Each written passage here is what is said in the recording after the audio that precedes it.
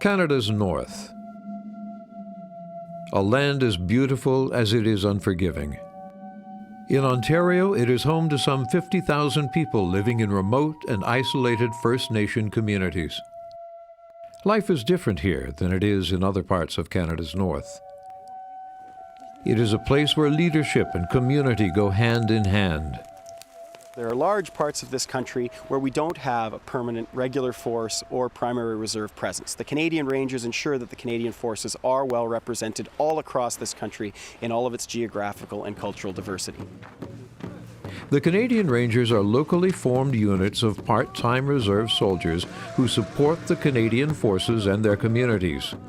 Known for their distinctive red ball cap, the Canadian Rangers are a very unique part of the Canadian military. A large percentage of Canadian Rangers across the country are Aboriginal Canadians. Operating as the eyes and ears of the Canadian Forces, Rangers can be counted on to provide military support in times of community crisis or act as the vanguard of the nation's sovereignty in the remote reaches of the country. Canadian Rangers are the Army of Northern Ontario. They, in fact, are your domestic operations response team. They're the first responders of the North. They're the evacuation experts, they're the search and rescue experts. They're also the survival experts for the Canadian Forces. The Canadian Rangers are an important component of the Canadian Forces' domestic response role in Canada. Their intimate local knowledge is of immense value to the Canadian Forces and civilian emergency services. Rangers are not used in combat or overseas operations. They don't see themselves as essentially military. They're serving their country at the same time as they're serving their community. Across Canada, they have responded to plane crashes and played key roles in the evacuation of several Aboriginal communities threatened by forest fires, tainted drinking water, spring flooding, avalanches, or other domestic emergencies. Many times a year, people go missing in this vast landscape. One of the more important functions that Rangers perform is search and rescue. When we get into some problems in the community, let's say someone is lost out in the bush, we would rely on the Canadian Rangers. As a result, when there is an emergency, First Nation communities frequently turn to their local Canadian Ranger Patrol for help because its soldiers are usually the largest trained group in the community. A search may be as simple as sending 2 or 3 Canadian Rangers on snowmobiles to find an overdue person, or it can be more complex. Canadian Rangers combine their local knowledge of the land and surrounding waters with their military training and specialized equipment to help their communities. When a tainted drinking water crisis forced the evacuation of the Cree community of Saskatchewan, members of the local Canadian Ranger Patrol played a key role in the evacuation of 1,120 residents by air to emergency reception centers in the south. One of the great successful offshoots of the Canadian Rangers is the Junior Canadian Rangers. This highly successful national program for youth in Canada's remote and isolated communities emphasizes safety on the land and water and in personal lifestyles.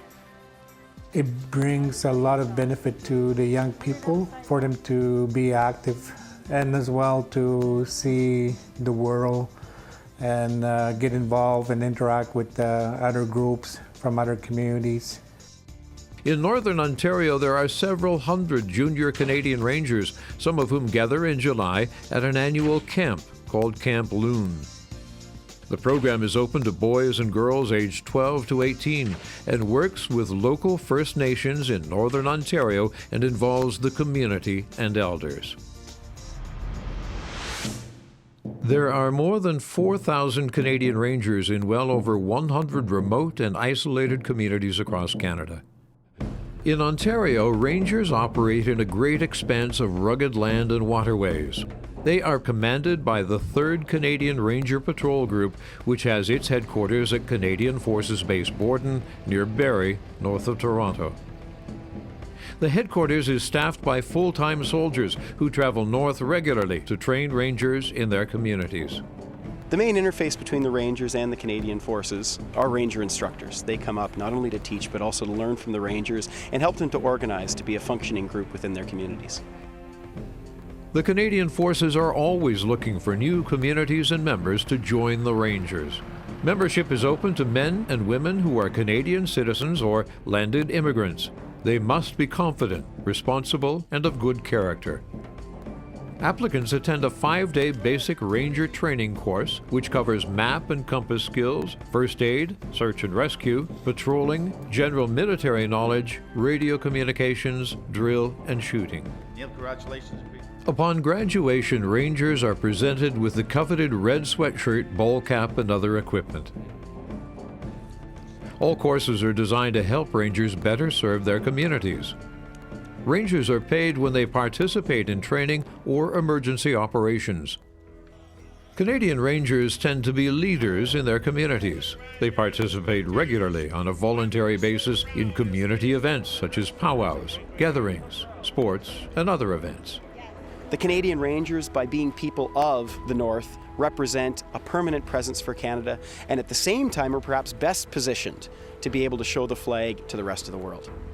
A couple of chiefs asked me how this program is run, and I encouraged them to adopt this program in their community. The Rangers are a unique unit, and you should be proud of these guys. It's just not enough Rangers to go around. They are proud members of the communities they serve. They are proud members of the Canadian Forces. They are true citizen soldiers. The Canadian Rangers, Canada's special soldiers across the North.